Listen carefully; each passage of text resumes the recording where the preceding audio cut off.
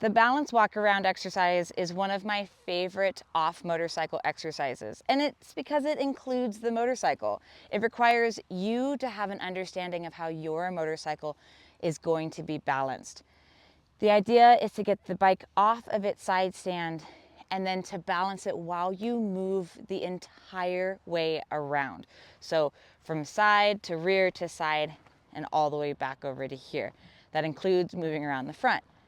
So the practical application for this is going to be on the trail. Let's say you've dropped your motorcycle, you don't feel good about getting on the side that you've then had to lift it from, so you need to balance it and get to the other side so that you can safely mount the motorcycle. You're going to start by getting the side stand up, and you'll notice how much space I have between me and the motorcycle. There are a couple reasons for this. One, if I stand into it, it automatically comes to me. I didn't bring it to me. There's just this thing where you want to bring the bike to you so it falls in. Secondly, I like to have this big picture view of my motorcycle. When I stand real close to it, I can't see it any longer. So when I step back, I have most of the motorcycle in my peripheral view. Then what I want you to think about is how you're gripping the motorcycle. So I'm only using a couple fingers here. I'm not having to grip the whole thing. When I go ahead and grip, I'm gonna have more influence. Again, putting that intentional input into the bike. I'm gonna have more influence if I grip.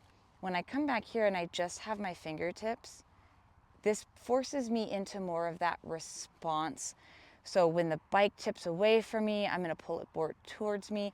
When it comes to me too much, I push it away, so on and so forth. So I'm just responding. Then I want you to think about where your feet are. I want your feet to be nice and planted. Go ahead and use your legs and your hips to kind of help you with that balance, just like when you're on the motorcycle. When we don't do that, we get stiff on our legs and we end up kind of doing this whole thing, right? And then I'm rocking all over the place and the bike starts rocking all over the place. Let those feet get nice and planted. Use your legs to soften all of that movement. Again, that applies to being on the bike as well.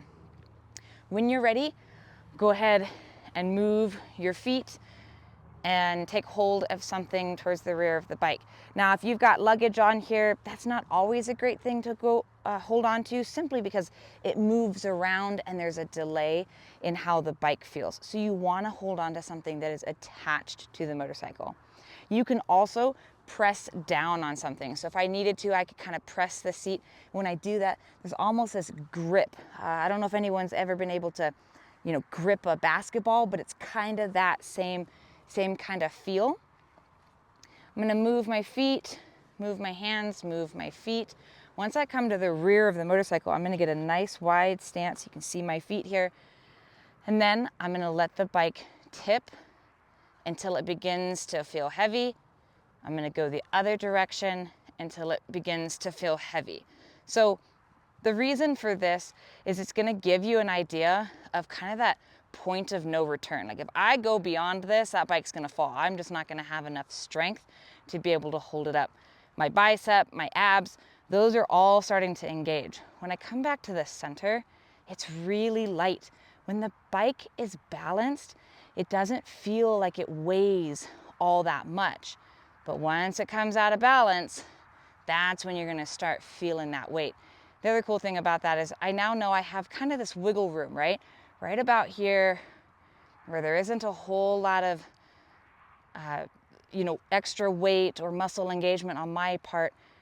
This is kind of my soft spot, my sweet spot. That, of course, then translates to being on the bike, knowing that I can let it lean just a little bit before it starts getting too heavy. So again, you're going to continue your way around the bike.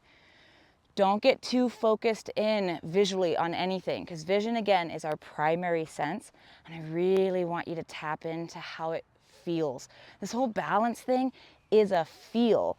And I've seen it where people think, oh, I've got great balance. And I was like, do you? So it's a feel thing, and it's really hard for me to argue with that. If they feel balanced, then maybe they are. However, it doesn't always look balanced to me. So This is a great exercise to start getting a good sense of what it feels like. That also means that you'll have to do this more than once to really get a good sense of what that feels like, okay? What that actual balance feels like, where your body feels good, the bike feels good, you're able to talk, because if you can talk, you're breathing, all of those things. Okay, now coming around the front of the motorcycle gets a little tricky because I do have to come into it some. I don't want to reach for the handlebars because that stretches me out too much. If you have engine protection high like this, you can go ahead and grab that. What I actually like to do is I cup my hand and I put it around the headlight. So I push the bike away from me just a little bit, so that way I'm holding it in this hand.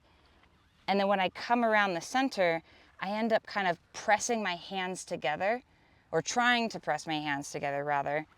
And then I let it fall away from me into this left hand, come around back to our start position, get that side stand,